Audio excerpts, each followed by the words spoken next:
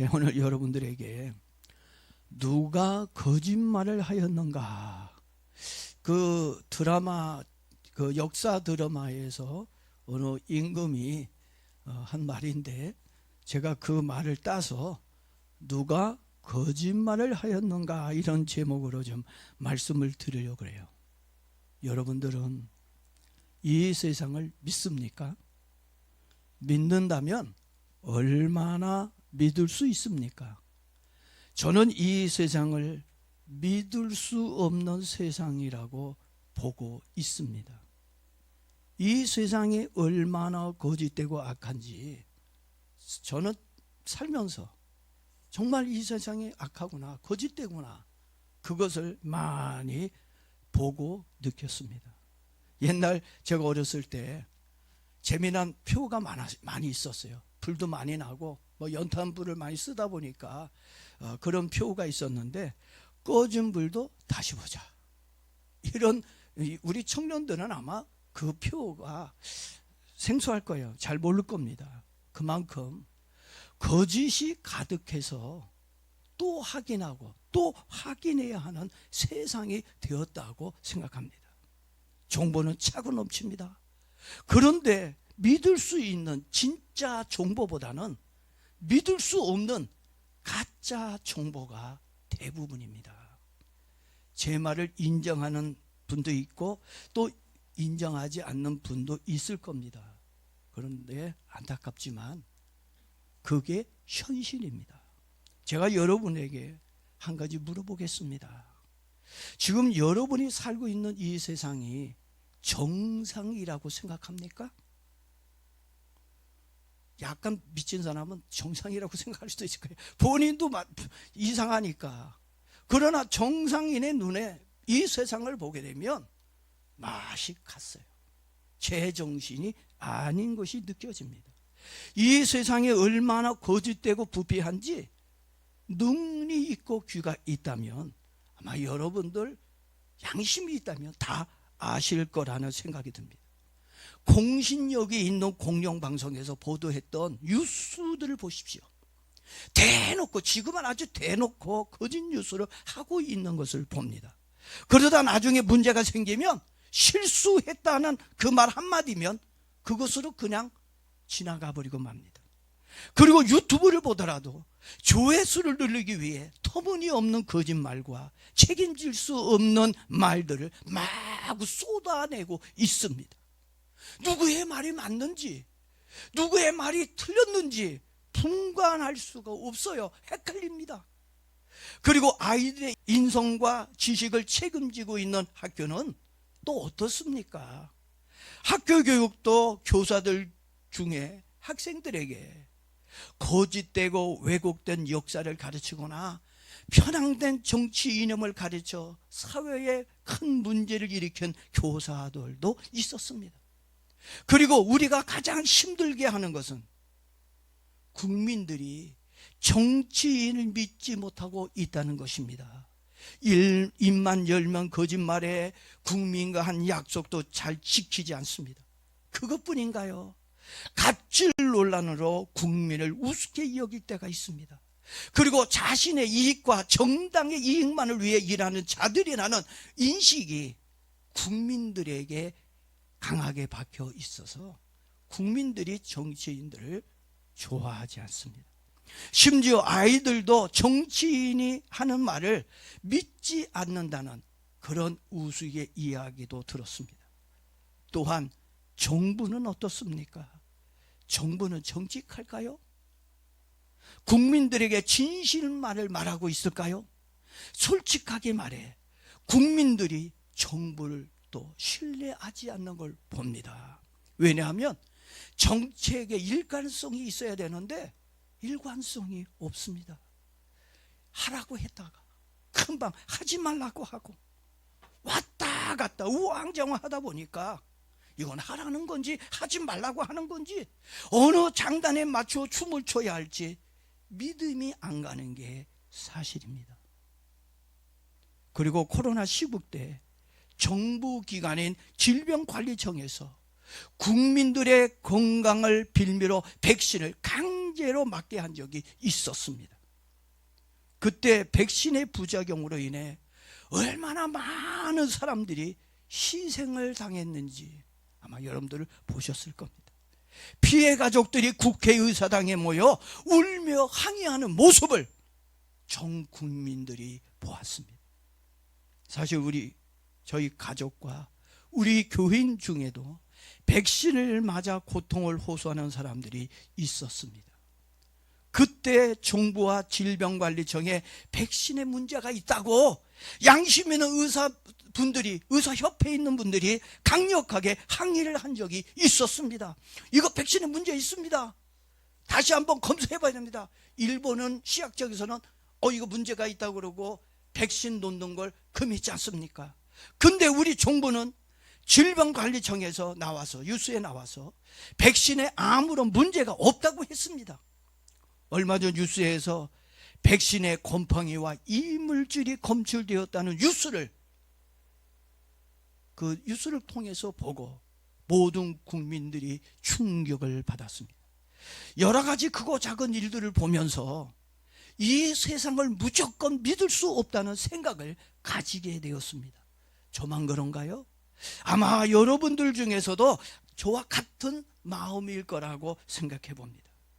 앞으로 성경에서 말하고 있는 적그리스도의 정부가 세워진다면, 지금 적그리스도의 정부가 세워지지 않았어요. 아마 지금 세팅되어지고 있을 거라고 생각이 듭니다. 언제일지 모르지만 그 가짜 정부, 적그리스도의 정부가 나오면 그 거짓된 그 적그리스도의 정부가 거짓으로 국민을 속이고 억압하고 통제하려 할 것입니다. 이제는 무조건 믿었다가는 나만 바보가 되고 손해를 보는 세상이 되었으니 누구의 말을 믿어야 할까요? 이 세상에는 믿을 수 있는 사람과 믿을 수 있는 단체가 없다는 것이 우리를 슬프게 합니다.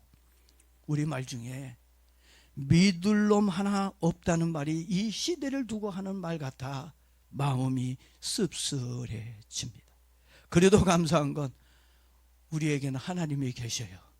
진리의 하나님이 계셔서 얼마나 다행인지 모릅니다. 저와 여러분들은 오직 성경 말씀과 하나님만 믿으며 살길 축복합니다. 하나님은 거짓말을 할 줄을 모릅니다. 말한 것은 반드시 지키는 분이 하나님이십니다. 그러니 우리가 누구를 믿어야 할까요? 누구만 믿어야 할까요? 예, 맞습니다. 믿을 수 있는 분은 예수님 한 분밖에 없습니다. 사람과 이 세상을 믿으면 실망합니다. 아니, 실망은 넘어 낭패와 고통을 받게 될 것입니다. 나를 낳아준 부모님의 말이라도 여러분 무조건 믿으면 안 됩니다. 깊은 상처를 받을 수도 있습니다. 또한 강단에서 외치는 목사님의 설교도 마찬가지입니다. 맹목적으로 여러분들이 그냥 무조건 습관적으로 아멘 아멘 해서 그 아멘하고 믿어서는 안 된다는 것입니다. 과연 그 설교가 성경적인지, 성경에서 하나님이 하고 있는 말씀과 일치하고 있는지 검증이 필요한 시대가 되었습니다. 사람의 말이나 공신력이 있는 정부나 목사님의 설교를 할지라도 누가 거짓말하고 있는지 모른다는 얘기예요. 그래서 우리는 뭐부터 해야 돼요? 팩트 체크부터 먼저 하는 습관을 가지라고 말씀을 드리고 싶습니다. 뭐부터 하자고요? 사실인지 아닌지 우리가 팩트 체크가 필요하다는 얘기입니다. 이 사회가 믿음을 저버렸기에 무조건 믿었다가는 배신을 당해 낭패를 볼 수 있기 때문입니다. 사실인지 아닌지를 알아보지 못한 책임이 본인에게도 있다는 것을 알아야 합니다. 남자에게 속아서 결혼해가지고 너 때문이야 이러면 안 돼요. 그건 누구 책임이에요? 저 사람이 진짜 진실한 사람이지 착한 남편감이 되는지 좋은 신부감이지 알아보지 않고 무작정 좋다고 결혼, 그게 내 책임이지 어떻게 그 사람 책임입니까? 속고 나서 후회해봐야 아무 소용이 없습니다. 상처만 남을 뿐입니다. 내가 미리 조심을 하는 것밖에 없다는 것입니다. 그래서 성경 우리들에게 얘기합니다. 깨어 있어라, 근신하라고 경고해주고 있고, 들을 게 있는 자가 들으라고 말씀해주고 있는 것입니다.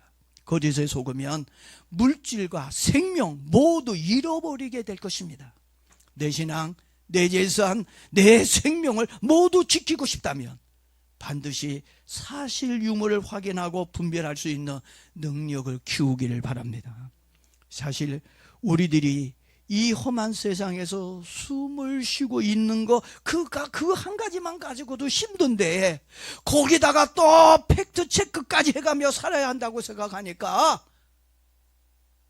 오늘 좀 이따가 약국 가서 두통약을 먹어야 될 것 같아요. 머리가 지끈거립니다. 그래도 감사한 건 아직까지 이 땅에는 진실한 사람들이 많이 있습니다. 오늘 저와 여러분들이 하나님 편에 서서 진실한 사람들이 되어지기를 바랍니다. 진실한 사람의 말에는 생명이 있습니다. 진실한 사람은 희망을 주고 사람을 살립니다. 그런데 거짓말하는 사람은 그 거짓말로 사람을 불행하게 만들고 죽음으로 끌고 갑니다. 거짓말 하나 때문에 가정이 깨지고 교회가 깨지고 인간관계가 박살이 나고 나라가 무질서해지고 큰 혼란에 빠지는 것을 우리는 봅니다. 그래서 오늘 우리는 분명히 알아야 할 것이 있습니다.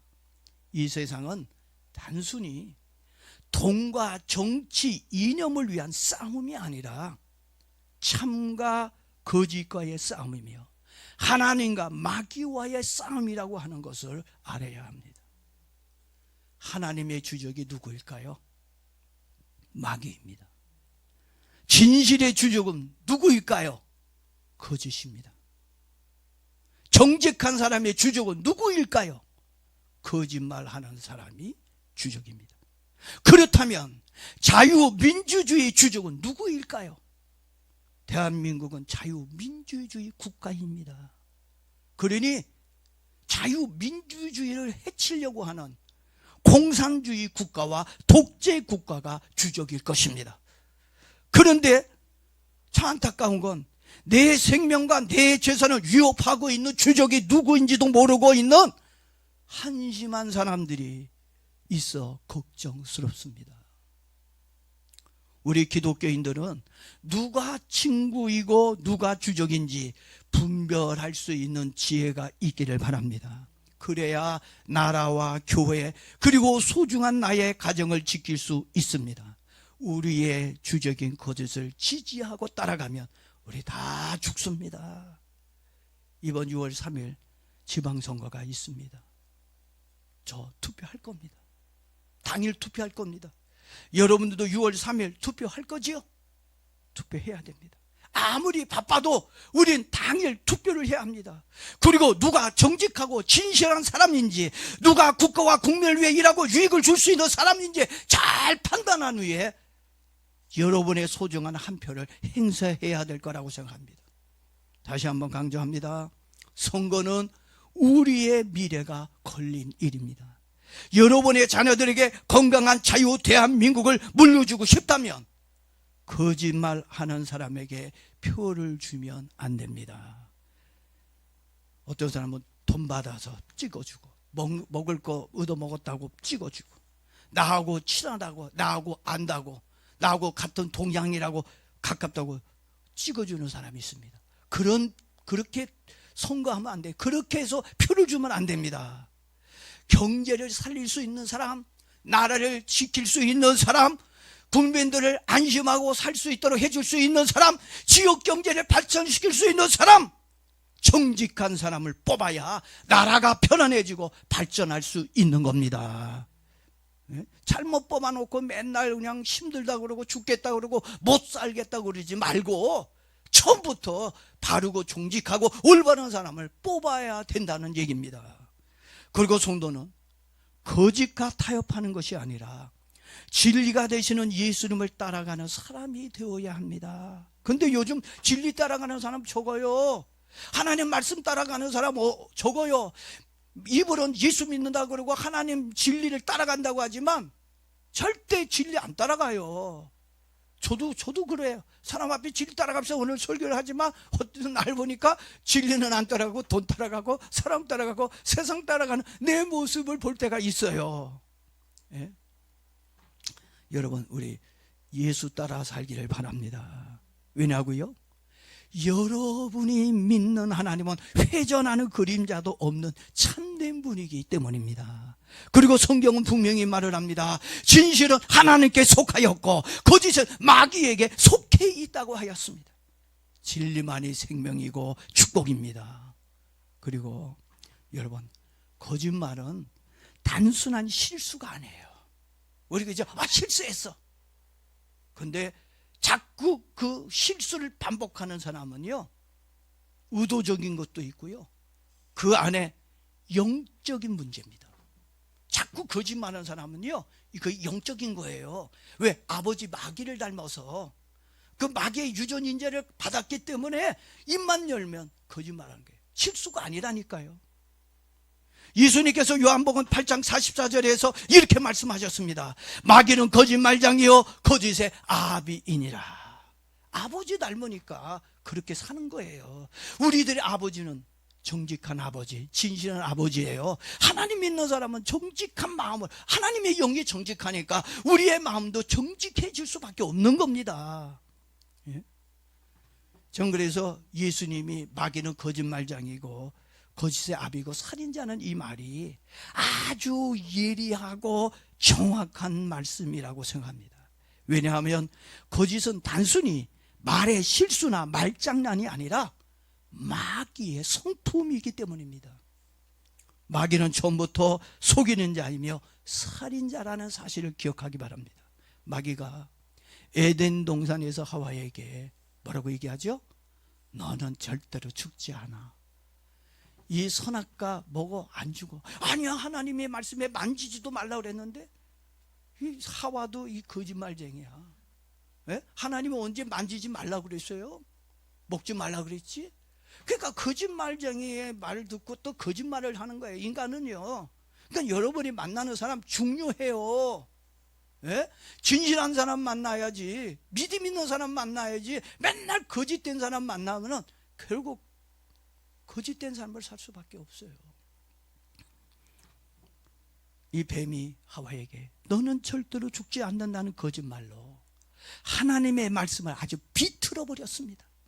그것도 눈치채지 못하게 아주 살짝 말만 바꾸어 버렸습니다. 여러분, 독약 한 방울이 사람을 죽이듯이 아주 작은 거짓말이 이 세상을 죽음으로 몰아넣었습니다. 마귀의 거짓말로 세상에 죄와 저주가 들어왔습니다. 그리고 죽음과 지옥도 함께 들어왔습니다. 지금도 사단은요, 똑같은 거짓말로 우리나라와 우리의 신앙을 죽이고 있습니다. 그런데도 이 나라 국민들과 교인들은 하와처럼 분별력이 없어 거짓말하는 자들이 누구인지, 거짓말로 자기를 죽이고 있는데도 그것도 모른 채 그들이 주는 돈이나 또 음식이나 받아먹고 좋다고 호호 히히 거리고 있는 걸 보니까 정말 나라가 걱정스럽고 교회가 걱정스럽고 미래가 걱정스러울 뿐입니다. 마귀는 사람들에게 자기처럼 거짓말을 하면 너 부자 될 수 있어, 너 잘 살 수 있어라고 이 마귀가 이 거짓말로 우리를 유혹하고 있습니다. 야, 조금만 더 한번 타협해봐, 조금만 더 해봐. 그 정도 거짓말은 누구나 다 하고 있어. 쟤도 하고 너도 하고 다 해. 괜찮아.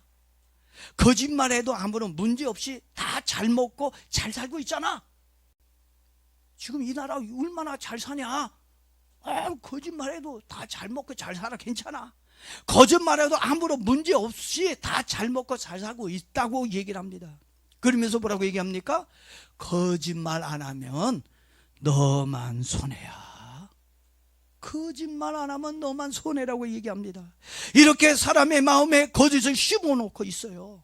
사실 마귀의 말대로 속이면서 사는 사람이 있어요. 그래서 잘 속여서 권력도 손해지고 그리고 돈도 손해지고 큰 소리 빵빵 치며 사는 사람이 있는 거 맞습니다. 그게 현실입니다. 그렇지만 우리는 그들의 마지막 끝을 볼 수 있어야 합니다. 절대로 여러분 그런 사람들 부러워하면 안 됩니다. 부러움의 대상이 아닙니다. 예? 제가 아는 그 로펌 변호사가 한 20년 이상 변호사 일하시는 분이 있었는데 그분이 이런 말을 하는 것을 들었습니다. 사기꾼은 10가지 말 중에 한 가지만 거짓말을 한대요. 10가지 다 거짓말이면 누가 속습니까? 저 다 뻥이네, 저 다 거짓말이네. 근데 10개 중에 9개는 진짜를 얘기합니다. 그냥 진짜를 막 열변을 도하고 막 얘기한답니다. 그리고 나서 결정적으로 딱 한 가지만, 자기가 필요한 결정적인 한 가지를 거짓말한다는 얘기예요.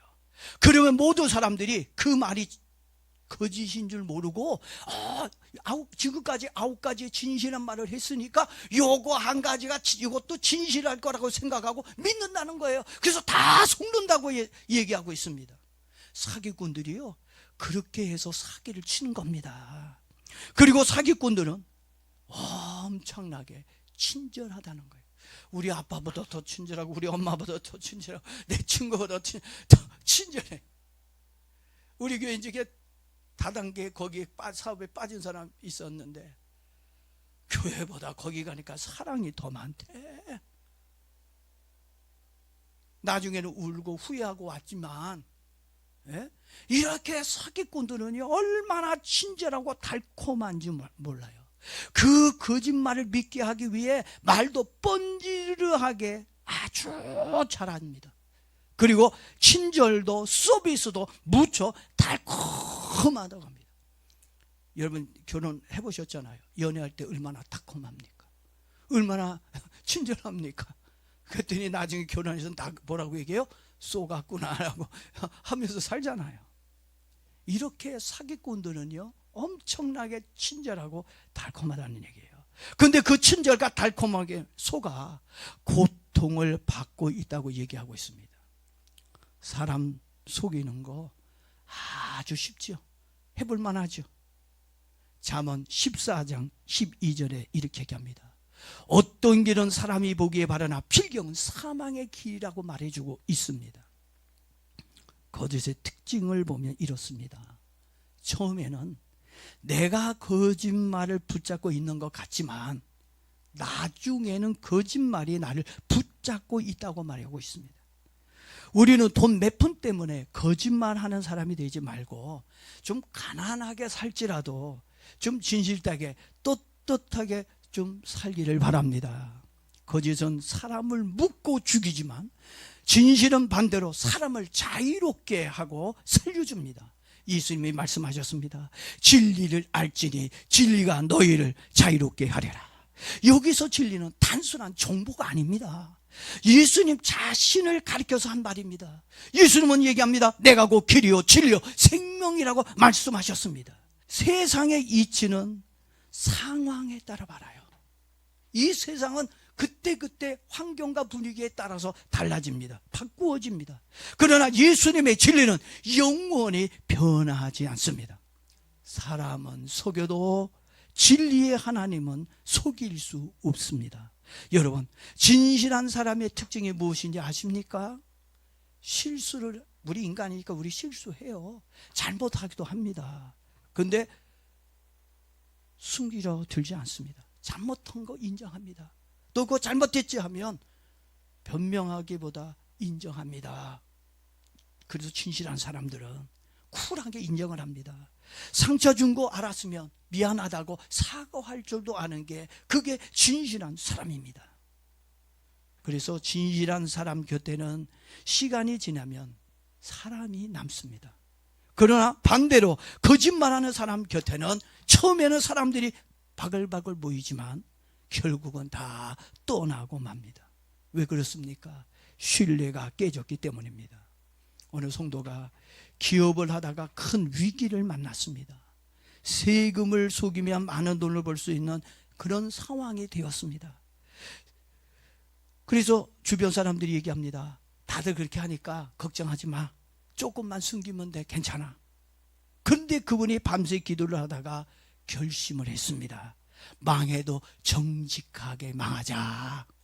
그 정직하게 살자고 결심을 했습니다.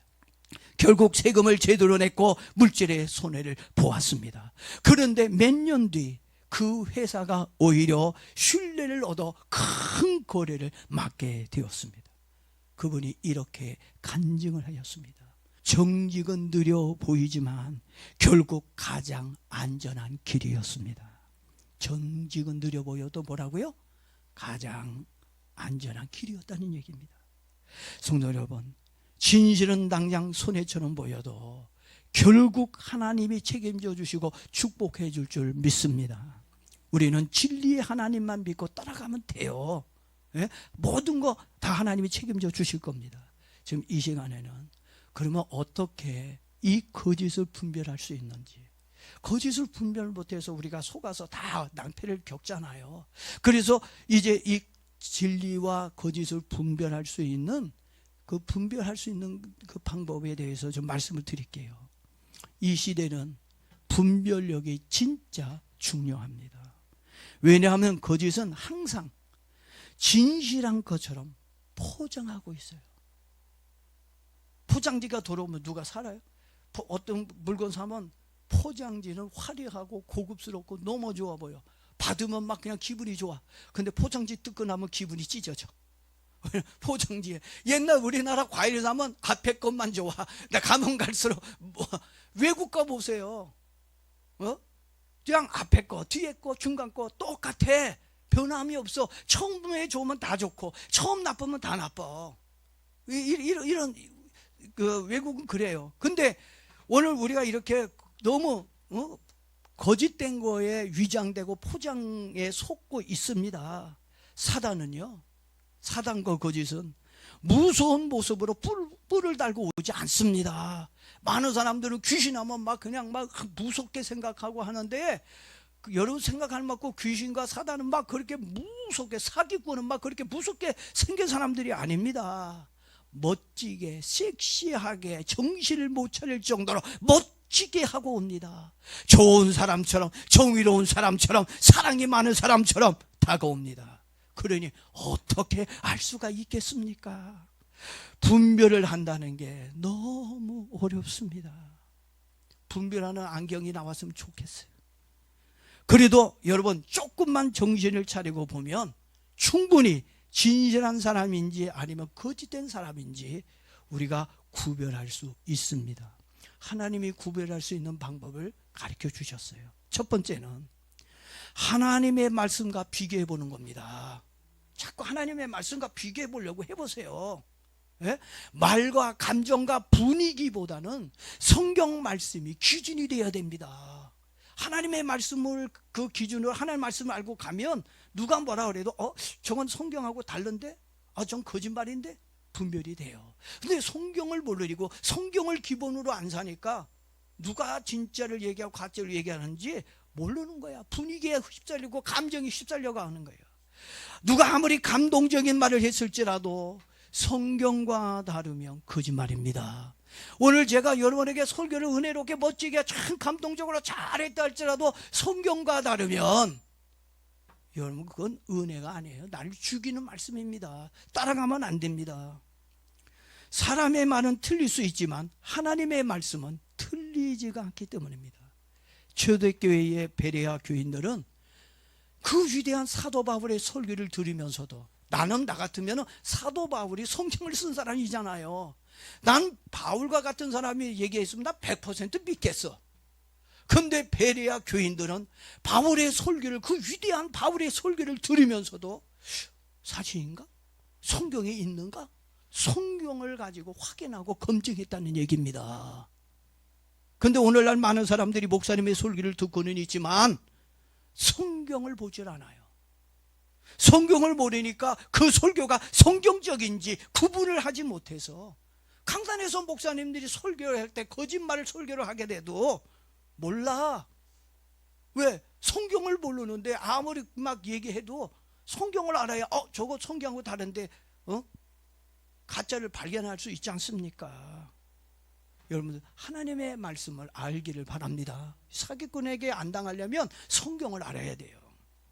두 번째는 그 사람의 열매를 보면 그 사람을 알 수 있다라고 얘기하고 있습니다.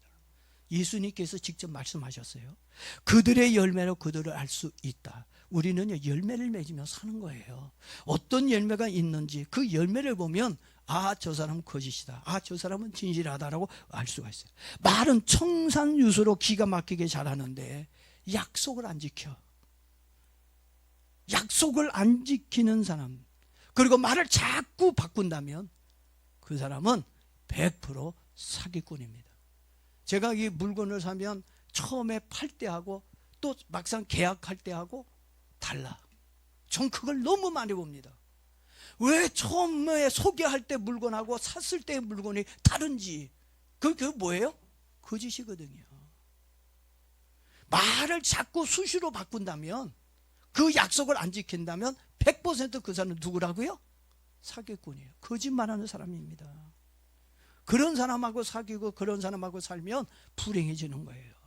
시간에 따라 바꾸고, 이 거짓말하는 사람은 사람에 따라 바꾸고요, 말 따라 바꾸고요, 시간 따라 바꾸고, 환경에 따라 바꾸고, 분위기에 따라 바뀌고, 사람에 따라 바뀌고, 이익에 따라 그때 말을 바꾸는 특징이 있습니다. 정직한 사람은요, 절대 해가 되더라도 소원한 거 지키라 그랬지 않습니까? 정말 신실한 사람은요, 손해되더라도 약속을 지키는 사람입니다. 특히 그 사람의 삶이 엉망이고 안 좋은 소문이 있다면, 여러분 소문을 우리가 듣잖아요. 그 사람의 소문이 안 좋은, 물론 잘못된 소문도 있을 수 있지만 대부분이 소문들을 보면 거의 7, 80%는 맞더라고요. 일반적으로 보면은 안 좋은 소문이 있다면 보나마나 거짓말하는 사기꾼입니다. 말 잘하고 친절하다고 무조건 믿지 말기를 바랍니다. 우리의 영혼과 삶을 황폐하게 만드는 영적 도둑이라는 것을 인지해야 합니다. 그렇지만 진실한 사람은 손해가 와도 자기가 한 말에 대한 약속을 지킵니다. 그리고 삶 속에 좋은 열매를 맺습니다. 겸손하지요, 사랑이 있지요, 책임지지요, 회개하지요, 섬김의 열매가 있습니다. 그리고 세 번째는 급하게 판단을 하면 안 됩니다. 급할수록 뭐하라 그랬죠? 돌아가라 그랬습니다. 아는 길도 어떻게 해요? 물어가라 그랬습니다. 돌다리도 어떻게 하라고 그랬어요? 혹시 무너질 수 있을까? 두들겨 보라는 말이 있습니다.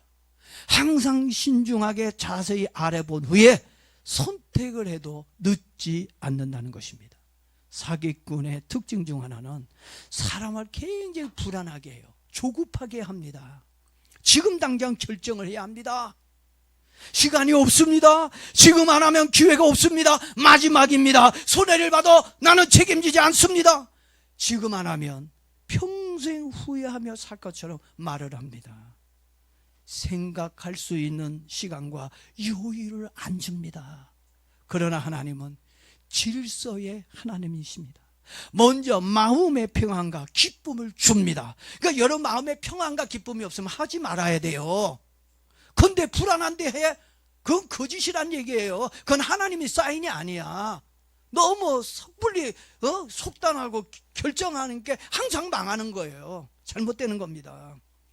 그래서 하나님은 항상 우리에게 마음의 편안과 기쁨을 주고요, 그리고 기도할 수 있는 시간을 주고요, 말씀을 보면서 조용히 기다리게 만들어줍니다. 특별히 SNS 시대에는 확인되지 않는 말들을 쉽게 믿거나 퍼뜨리면 안 됩니다. 우리 기독교인들은요, 전달자이기 전에 검증하는 사람이 되어야 합니다. 진짜인가 가짜인가 어떻게 검증하기를 바랍니다. 그렇다면 기독교인들은 어떻게 살아야 좋을까요? 에베소서 4장 오늘 읽었죠? 본문 4장 25절입니다. 거짓을 버리고, 뭘 버리라고요? 거짓을 버리고 각각 그 이웃에게 무슨 말을 하라고요? 참된 말을 하라고 그랬습니다. 성경은 단순히 거짓말하지 말라는 말로 끝나지 않고 있습니다. 참된 것을 말하라고 말하고 있는 겁니다. 즉 사람을 살리는 말을 하라는 것입니다. 사람을 죽이는 말과 살리는 말이 있습니다. 죽이는 말은 비난, 험담, 조롱, 분노, 저주, 거짓 소문, 이런 말들은 영혼을 병들게 합니다. 가끔 부모님들이 자녀들, 사랑하는 자녀들에게 이런 말 할 때가 있어요. 너는 왜 그것밖에 못해? 넌 안 되겠다. 너는 구지불능이야. 이런 말을 자꾸 자녀에게 한다면 자녀의 마음은 무너질 것입니다. 말이 씨앗이 되기 때문입니다. 어떤 말로 심었느냐에 따라 인생의 열매가 달라집니다. 죽이는 말만 있는 게 아니에요. 또 살리는 말도 있습니다. 잘못했을 때 살려주는 말은 괜찮아. 너 그럴 줄 알았어. 너 또 그럴 줄 알았어. 이것도 죽이는 말이거든요. 괜찮아. 우리 다시 한번 해볼래? 우리 다시 한번 해보자. 힘내. 하나님이 도와주실 거야. 하나님이 너와 함께 하셔. 넌 잘할 수 있어. 칭찬과 격려 한마디가 다시 일어나게 합니다. 잠언 18장 21절에서도 죽고 사는 것이 혀의 힘에 달려 있다고 말해주고 있습니다. 한 아이가 시험을 봤는데 떨어졌어요. 붙을 줄 알았는데 떨어졌어요. 또 떨어졌네. 정말 괴롭고 집에 가서 엄마 아빠 얼굴을 뭘 어떻게 봐야 되나. 엄마 또 떨어졌어요. 우리 엄마 아빠가 얼마나 마음이 상처가 됐을까.